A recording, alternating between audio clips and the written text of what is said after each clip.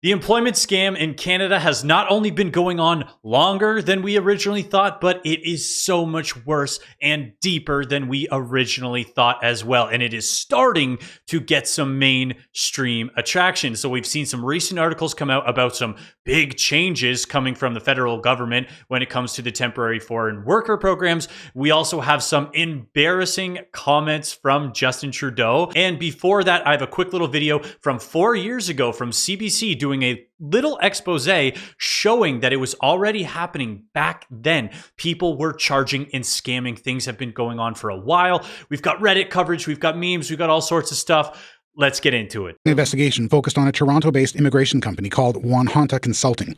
It involved weeks of phone conversations as well as texts on Chinese social media app WeChat. And here's what we learned about the scheme. The would-be immigrant is expected to pay $170,000 for a Canadian job.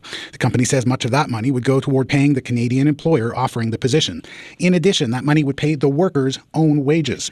Wanhanta told us it would create a fake paper trail to convince immigration officials that the job offer was legit. Immigration lawyer Richard Kurland says what Wanhanta is offering is illegal. This is a conspiracy to violate Canada's immigration program. Erica Stanley, an immigration consultant in PEI, says there's a massive demand for this sort of scam. She is flooded with calls from would-be immigrants who want to buy their way into Canada. And they're like, well, we're willing to. Yeah, and of course, we know that even though Canada is getting worse, there's people in worse off situations in other countries that will do anything to get here, including, buying their way into, fake jobs. To pay. I said, oh, I'm sure you are, but it's illegal to do that. After wrapping up our undercover investigation, we approached the company directly to ask for an on-the-record interview. So what's going on? I asked Xin Lu, who runs Wanhanta, what her company charges for job offer immigration. Everything includes 2,000 to 5,000. She also told me it would be against the law to pay for a job, and that's when I revealed we had been investigating the company for about a month. You told me you don't ever charge anybody over $5,000.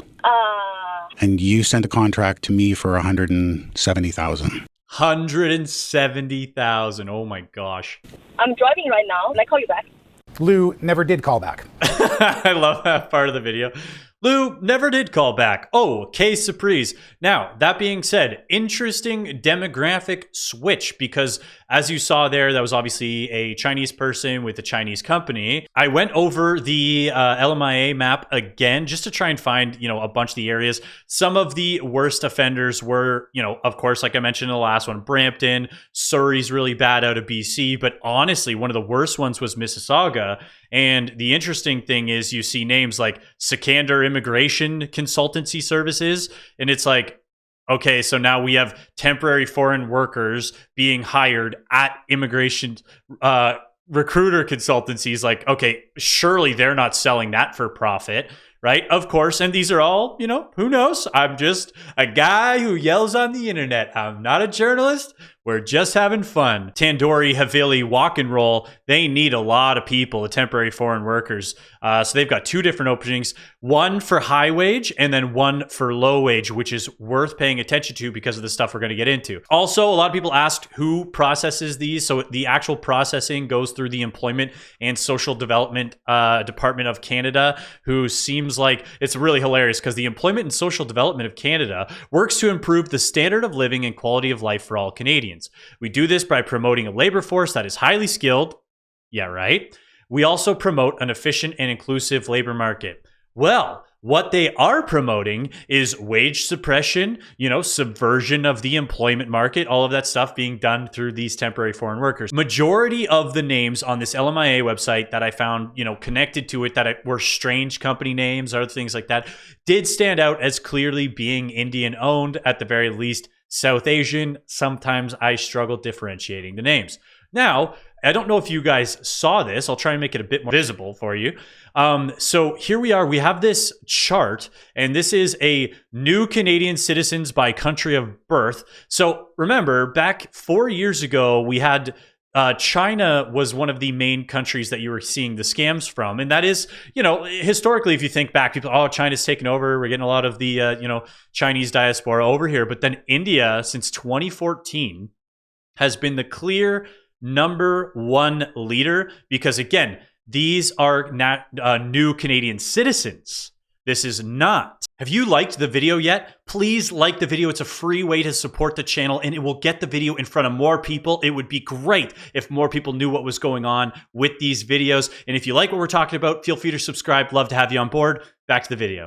Temporary foreign workers. This is not international students. So these are just people who are coming over and are now designated citizens. And that number finishes at 536,000, which is nuts.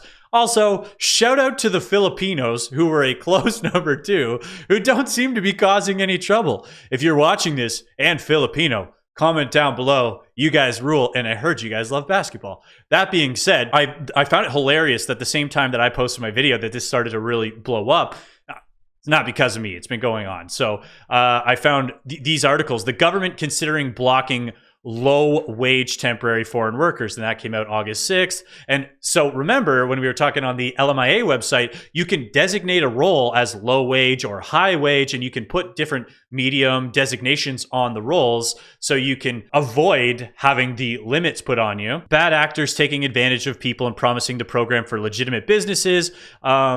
We are putting more reforms in place to stop the misuse and fraud of entering the temporary foreign worker program. Well, they did make an announcement on what they're doing, but then they know that this scam's been happening. We've seen amounts ranging from 30,000, 50,000, 60,000 being charged for these positive LMIAs by those employers. Manan Gupta, just saying, president of Brampton, Ontario-based Skylake Immigration. They're seeing this scam happen in real time. The government knows about it. They do need to do 2 things, however. They need to keep their corporate friends happy by keeping wages low, and they also need to keep the GDP high. It's a fake manipulated number, which we know, but they are doing that at the expense of Canadians, and it is absolutely detrimental to us as a society, and it is going to destroy us in the long term if this continues at the rate that it is. This next article was actually from a month ago, and some foreign workers are paying $30,000 more in illegal fees for a job in Alberta. So we've been having this all across Canada. Ontario is obviously a big culprit, but in Alberta, people are paying because the employer has to pay $1,000, which they charge to the people, and then they can charge $30,000, like we saw 50,000, 60,000. But good news is Ottawa decided to finally crack down on it.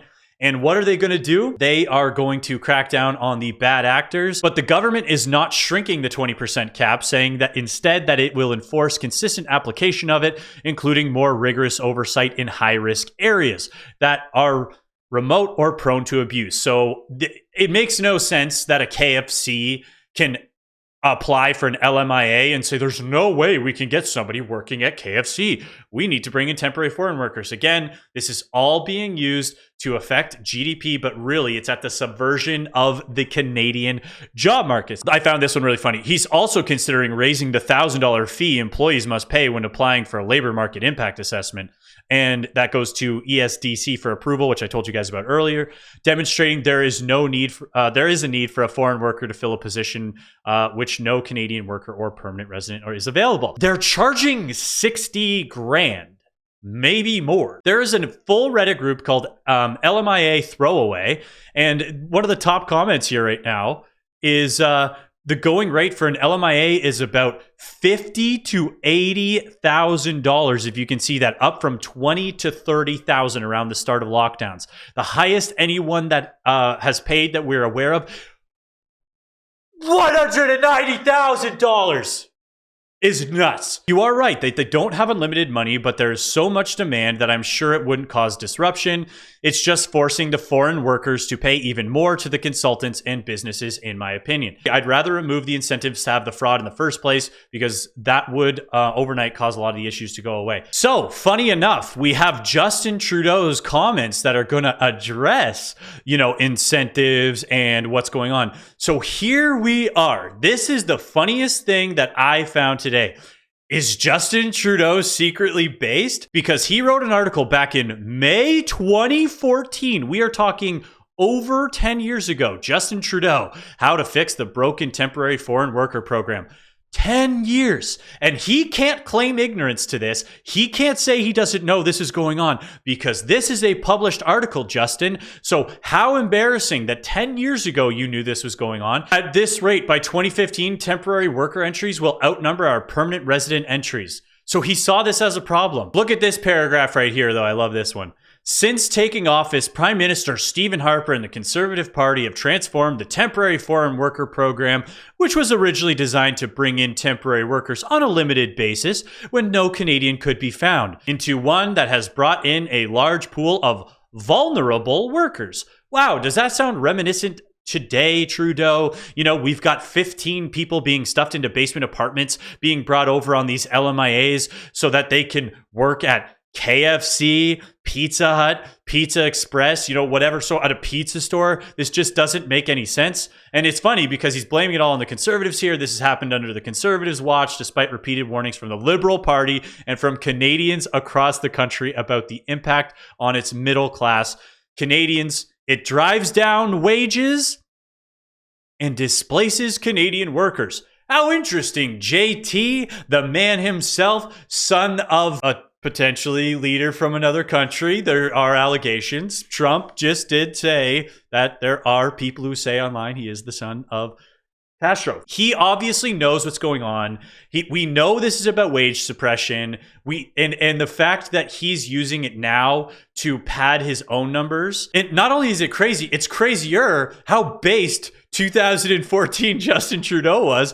First, the temporary foreign worker program needs to be scaled back dramatically over time and refocused on its original purpose to fill jobs on a limited basis when no Canadian workers can be found. Let's be honest, guys. There are jobs in Canada that a lot of Canadians don't want to do, whether it's food processing plants, whether it's working on farms, you know, any of these roles. Like, are you guys picking berries? I'm not, unless it's for fun at a strawberry farm. So there are roles in which this LMIA does make sense because Canadians are not filling it. However, when you've got 17-year-old kids who can't get jobs, I don't know if you guys saw that video going around about the CNE hiring, how they had 17,000 employees on average, and then this year it was 34,000 because no kids can get a job, and all of them are being filled by LMIAs.